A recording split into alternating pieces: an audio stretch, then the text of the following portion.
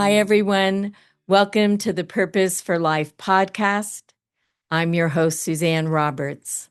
I'm the author of It's Deeper Than That. I'm the founder of Unifying Solutions. I'm the designer of the Polarity System Design and the Great Reconnection. And I am so excited to have here with me today Qiana Williams. There aren't enough things that I could say about Qiana. We'd have to sit here for the whole half hour to talk about all of who she is. But I will say a few things about Qiana. I have found Qiana to live with incredible integrity, to be a champion for both herself, but for human rights and human beings, has a commitment to really building the potential in people that she influences and helps elevate them. And I will say one thing I did witness while Qiana was the Chief Diversity Officer at Ohio Health.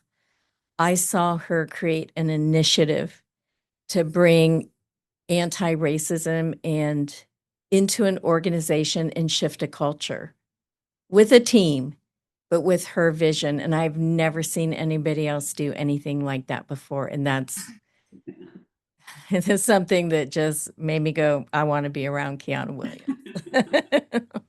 Thank you for that. You're welcome. So Qiana, I know that you've recently, was it like a year ago or how long ago was it? Yeah, I was just thinking about that the other day. Yeah, it was officially a year, like a week ago. Wow. So yeah. When you started out on your own with She Ventures Out. And will Mhm. you talk about what you went through to build She Ventures Out and to be able to launch it and what made you transition from corporate world to being an entrepreneur? Yeah. So first of all, thanks for having me on. And it's You're always welcome. beautiful to be in conversation and space with you, Suzanne. It was just a confluence of a lot of things. And I've had an opportunity to just spend a lot of reflective time over the last year since I made the decision, just around oh my gosh, was this the right decision? Mm. Everything hasn't fallen into place the way that I thought it was going to after the decision, all of that kind of stuff. But it's funny because I'm one of those people who is really connected to God, connected to the universe. And, so I've just been, praying and, kind of deep meditation around kind of the moment or whatever. And the message that just keeps coming back to me over and over and over is absolutely like, you did the right thing. Absolutely, you did the right thing, right? Stepping out is never easy. It's Mm-hmm. never without anxiety, all of those types of things. And I think I was expecting like the heavens to open, like just things to be like super.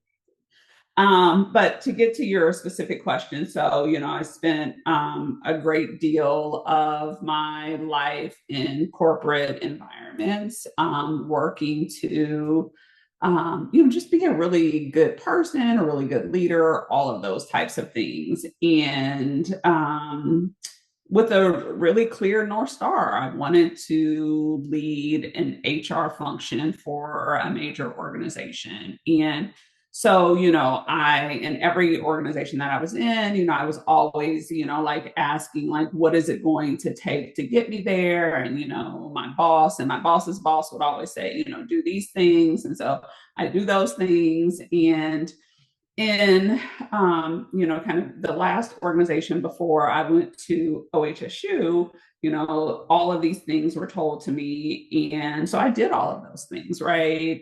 Became, on the high potential list, got promotions, all of that kind of stuff. But when an opportunity came available to be CHRO, that opportunity,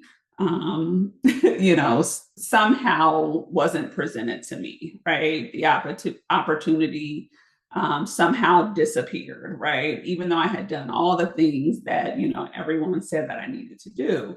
And so, I could have kind of hung in there and decided that, I was going to wait my turn yet again. But I really felt like it was um, important for me to step out. So I started taking calls from recruiters, ended up getting a call about moving across the country and, fulfilling that dream. And so I took it and went out there to Portland, Oregon, kind of gangbusters, ready to do the very Yeah. thing that she talked about, right? Like shift a culture. And when I got there, initially, and, we've talked about this, right? Initially, there was, a lot of energy, a lot of support, people saying all the right things, right? It's kind of like when that article talks about, office pet to office threat, right? So, initially, everybody was on board. And then, slowly things shifted and, the environment, became challenging, to a degree, toxic. And, that high of, being wanted, being recruited, all of those things transition to being alone, being challenged at every turn. I remember, being on a call one time where, I was sharing the strategy and somebody asked the question around, what gives you it wasn't authority, but like the expertise to say that should be the HR strategy. And I'm thinking to myself, all these degrees, all these years of experience, right? All of like that's what gives me, the expertise or whatever. But but it was constantly that kind of thing. And so, anyways, I give you that background to say, at a point, enough was just enough. And I just said, it's time for me to step out and do something different, take the talents, the abilities, all the things that I have and create something that is going to be resonant, is going to be affirming, is going to speak to all the things that I believe and all the things I speak into other people. Like it's going to be that for me. It's going to be a place where I can show up, be seen, feel like I'm contributing in a way that has meaning, all of those types of things. And that's what led me to decide that I was going to step out on my own. Thank you for saying that. I mean, I was witness to some of what you were talking about in your last position. And I'm wondering how much of that is you being a Black woman going out there and what the pitfalls of being at the level that you were at as a Black woman. And you and I have talked before about how Black women get dismissed, discredited, demonized, and destroyed. And if people aren't ready to have a Black woman leader at the level that you are at, you can get targeted with all those things, right? Yeah. Yeah. Yeah, Suzanne. I mean, I think it's all of those things, right? And, like one of the things I've been reflective over is I think that there are people who have experienced the same things that I experienced, the same things that I articulated, right? But stay, right? And Right. I think that there are people who look at me and say, well, what did you expect? Like, this is what Black women experience every single day in organizations. Like, did you think you were going to be different? Did you think that, Mm-hmm. somehow, because you were in a place that, kind of presents itself as progressive, that wasn't going to be your experience? And this is something that I've really had to grapple with because I've spent a lot of my life like wrestling with issues, like personally wrestling with issues around race, but also professionally, right? I spent, a lot of my professional career at the Urban League and just have always just, been about, transformation for Black people. And so, I kept asking myself, like, why did this feel so profound to you, right? Like it wasn't like I had an experience racism at, the organization I was at before that, and that, so on and so forth. And what felt different was that I felt completely alone. Like in other places that I had been, I felt like I had people who I could go to say, am I crazy? Like, is this really going on? Yeah. Or, and oftentimes, right, I was that place for people. But in this place, like, I didn't feel like I had anyone, right? Like there were people who were close to me who saw what I was experiencing and said nothing, did nothing. Right. Didn't even, I remember, my boss at the time saying, yeah, you're doing a great job, hang in there. Right. Like, and I think that the other piece of it too, Suzanne, because I mean, like I said, you're absolutely right. Like, Black people in general, Black women in specific, deal with these types of things every single day. And so like it would have been silly for me to feel like I was going to deal with something different. But I think the other piece that made it feel so different was the level of vitriol, the level of attack. Yeah. I mean, I had, like an individual who had the power of the pen from a newspaper standpoint, who almost felt like he woke up every single day looking for reasons to attack me. I mean, To vilify you. Yeah. yeah, I mean, at the point in time where you're writing an article because I hosted change management training for my team, right? Like when you all have nothing better to write about in the newspaper than a change management training, and nobody feels the need to say, okay, somehow this is out of bounds, somehow this has gone too far, right? Like the fact that Yeah. we're not like 10 toes down supporting her around a change name. That's when I knew that, something was off. And then I think the final straw was, having, a personal attack leveled against me for failings of, another individual within the institution, right? Like, so that's why I think it was different, right? Like you expect to experience racism, unfortunately, when you are a Black person in corporate America. What I did not expect was the heights that this went to and the lack of support at every level. Yeah. It's the demonization and the destroying that were heightened Exactly. along with dismissing and discrediting, but you got all four of them, right? So you got Exactly. hit at every Exactly. level. And Exactly. yeah.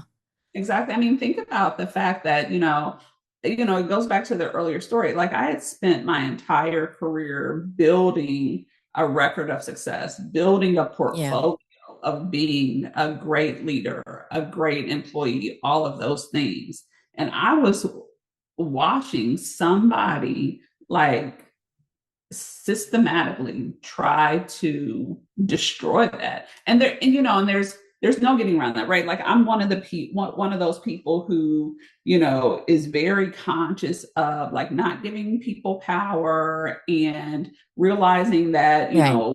people are miserable. It's about them, like it's not personal on you, so on and so forth. And all of those things are true.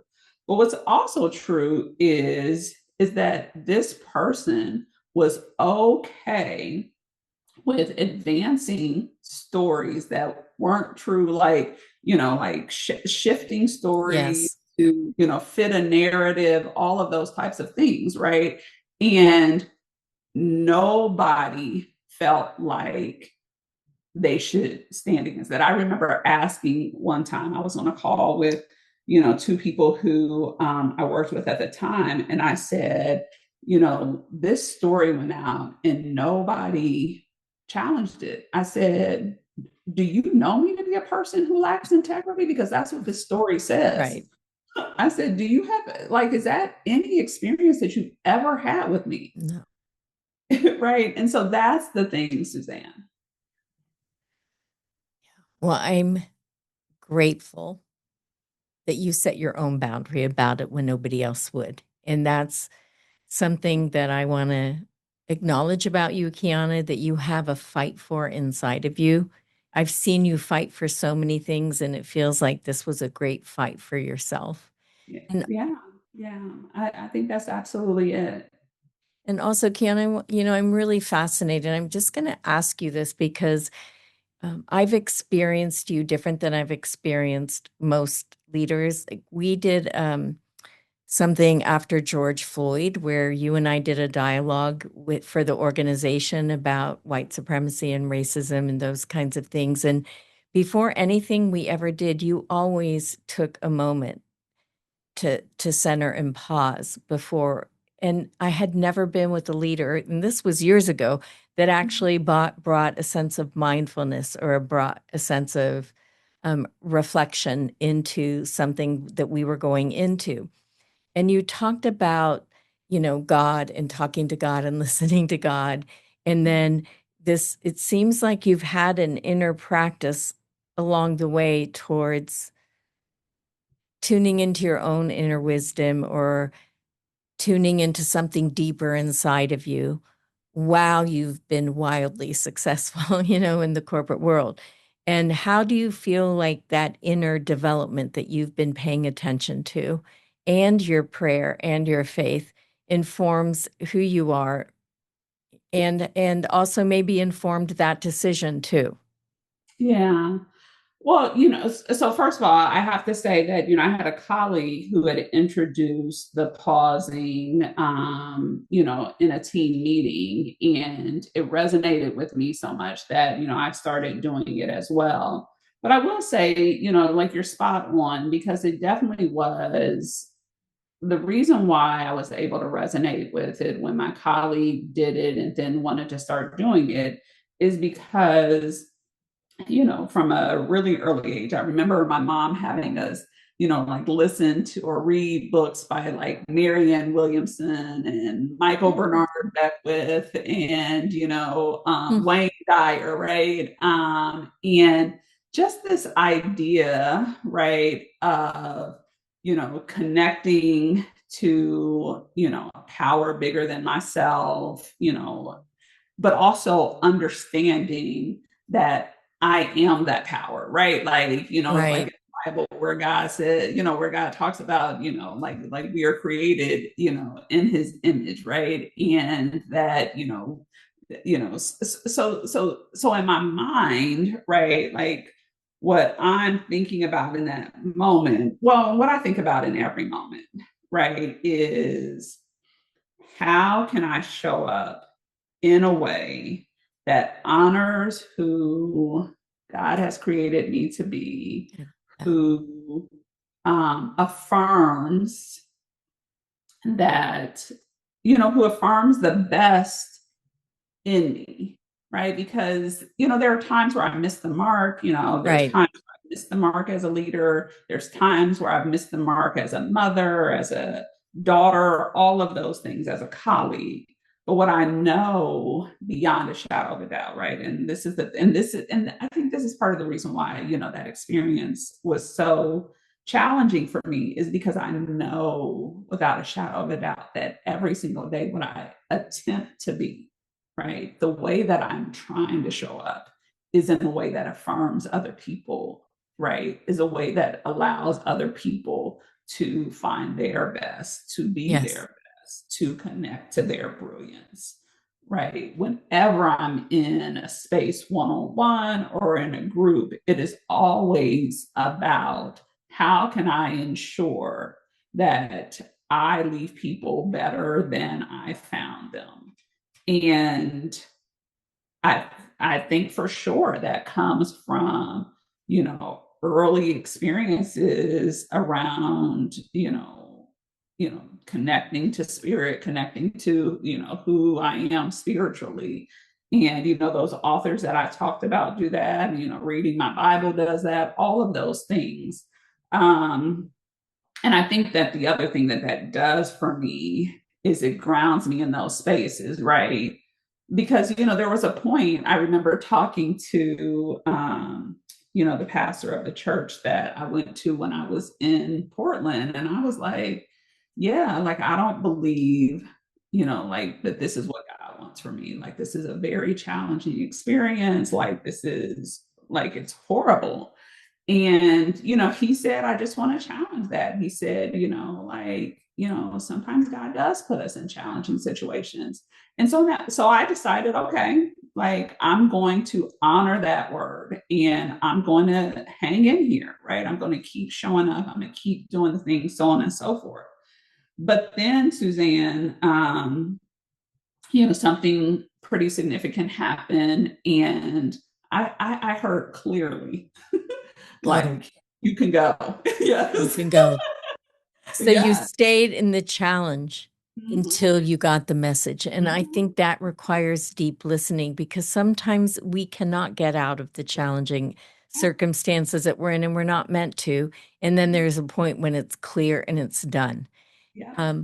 I do want to say something to you, Qiana, because every interaction that I've ever had with you, you have always had integrity.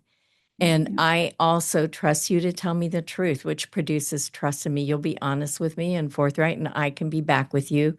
And I find you incredibly trustworthy. And I also want to say I got to hear from so many people that said Qiana is the best leader I've ever had because she saw the potential in me and she required me. But she saw that if you don't require, people won't rise. And I just want to say that. I do want to ask you a question. I, I, I am not surprised that the Red Sea didn't part for you when you, because that's not like being an entrepreneur. That's not ever been my experience. And yet you're creating a pathway that's going to be sustainable for you over time. And I'm so glad that you have. And I want to ask you a very specific question Okay. because my next book is called The Great Reconnection, Putting Soul in Leadership, because the word soul is not a word that's used with leadership. Right. And yet you have an attunement to your soul you have had since you were a little kid, both through the readings that your mom gave you and also through church and your faith. But that is a different kind of attunement. Do you think that being an entrepreneur now gives you the freedom to bring your soul through everything you do in a way that's different than when you were in the corporate world? So honestly, no, because I think this is Oh, why yeah. my experience was challenging is because like I won't not be myself, right? And Right, so right. in those Okay. environments, I was still showing up with my faith. I was still showing up with my soul. Like, I Okay. remember there was this moment where a decision was made, and then the decision was reversed. And, so I went before our people, right, and talked through the decision, owned the decision, all of those types of things. And that's my faith at work, right? That's my faith Okay. at work to say, like, even if there's a fire, even if there's a challenge, right? Like, I'm going to show up. I'm going to own what I need to own, right? But I'm also not Mm. going to shirk from the moment, right? Right. Because I trust that I am always going to be caught. And what I mean is if I fall, I'm going to be caught, right? Like if I Right, right. stumble, I'm going to be caught, right? Like all of those types of things. Like God's hand is always going to be on me. And like one of the things I used to say all the time, they're like when things would go wild, is I like everybody is going to see that in the end that God does not play about me. And so like if you are out here like Yes. besmirching my name, like in the end, you are going to see that God does not play about me. And and Mm. so, but to your question, I can see how there are some people who might feel like I can't, bring my soul. I can't bring my whole self. And I get when people can't do that. But there's just something in me. Ooh, beautiful.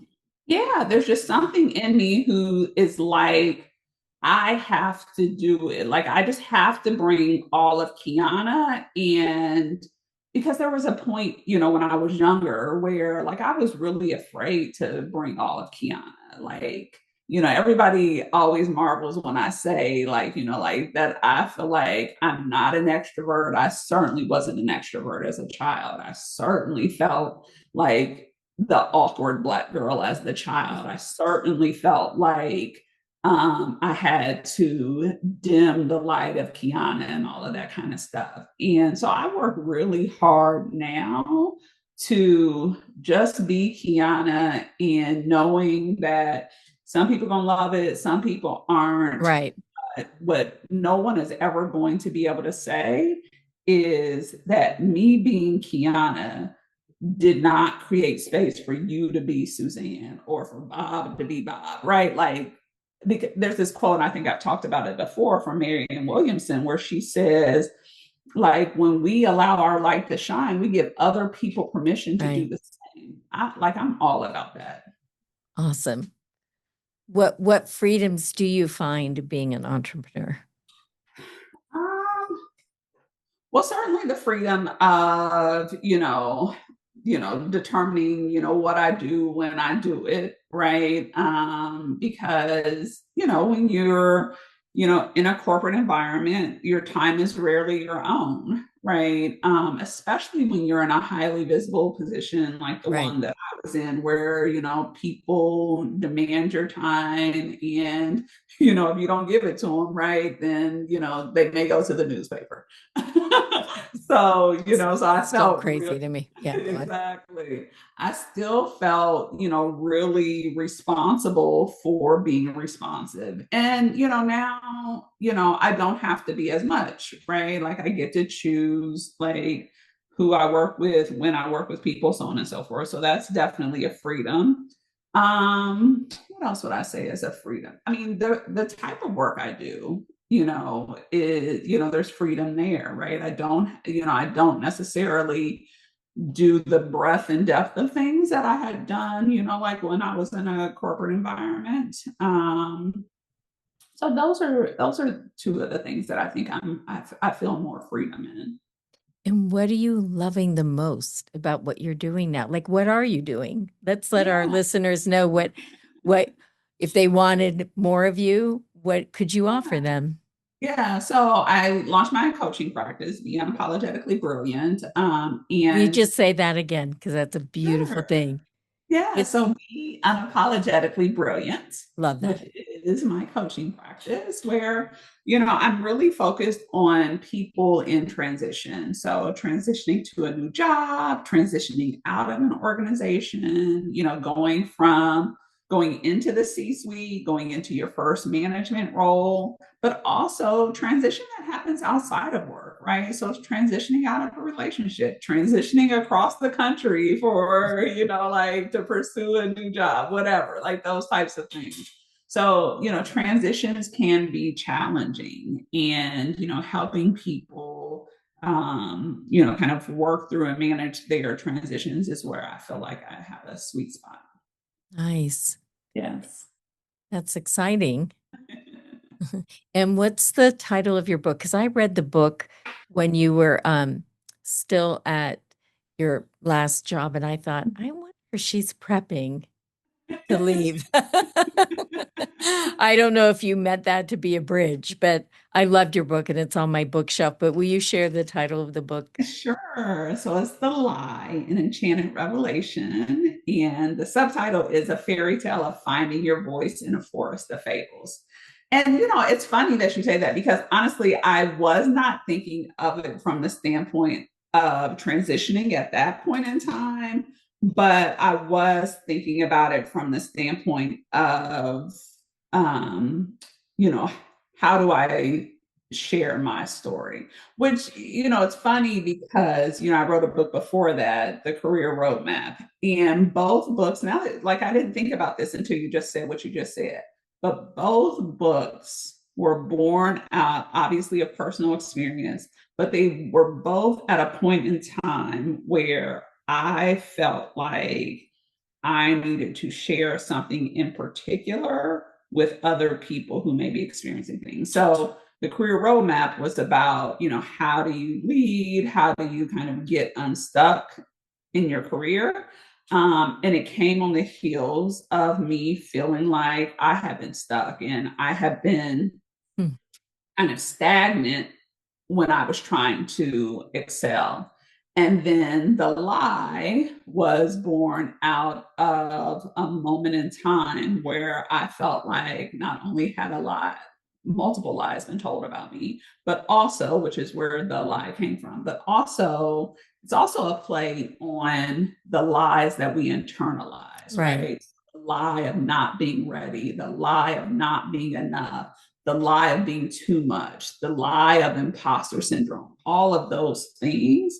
But I wanted to do it from a different lens because I think a lot of times we say, oh, she has imposter syndrome. All we need to do is just remind her of how talented she is, so on and so forth. Mm-hmm. And those things are true. But also, sometimes we tell somebody it's imposter syndrome when it's really this toxic environment or the culture or like those kind of headwinds that are coming at somebody that they really have no control over. Mm-hmm. And so to me it was the Sure. lie is right, like saying it's imposter syndrome when no, it's racism.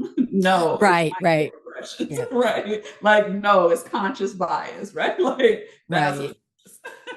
right. No, I really, really appreciate you saying that. I mean, I've worked with other Black women coaching them when they'll tell me something like that and they'll tell me what they're experiencing. I'm like, that's racism. They're like, it is? I'm like, yes, it is. And I really appreciate that distinction between an external force where you're taking hits and you're routing those hits through something that's not accurate. And then you're Yeah, reifying it in a way that's not helpful, right? exactly. Awesome. That's great. What do you think the purpose for life is, Qiana? Whew. I mean, I think the purpose in everything is love, Suzanne. Love in every form imaginable, right? So, self love, like love of neighbor, right? Love of the earth, right? Like if in every moment, like I used to call myself the love girl, like because I used to tell people like we got to reach for love in this moment. We got to reach for love in this moment, right? And so truly in every moment I feel like if we were all pausing and the thing that we were about to say or the thing that we were about to do, if we were to ask ourselves, like, is this thing I'm about to do grounded in love? Is it about extending love? Is it about advancing love? And if we asked ourselves that question and the answer came back no, and then we chose not to do that thing, like we would all be in a much better place. Right. Like, I think that just all too often, like, we are not leaning into love in a way that honors ourselves and then honors the people around us. That brought tears to my eyes. Thank you for saying that. I mean, I agree, but to hear you and where I think it's not just listening to your words, but it's where it's coming from inside of you and the accountability that you hold yourself to around that, it just is touching me. So just Thank you. being real in the moment here, got to me here. So thank you. How can people get a hold of you, Qiana, if somebody wants to coach with you?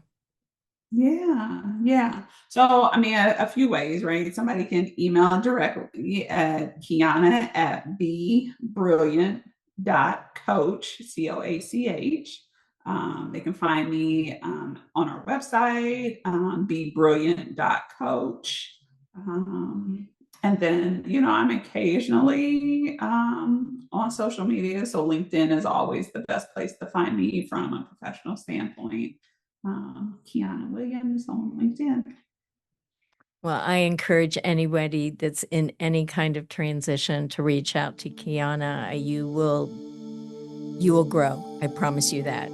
And thank you so much for being here today on the Purpose for Life podcast. And thank you to all the listeners that have joined us today. And I hope you take away today as much as I have from being with Qiana. So thank you again, Qiana, for being here. Thank you for having me. This was wonderful.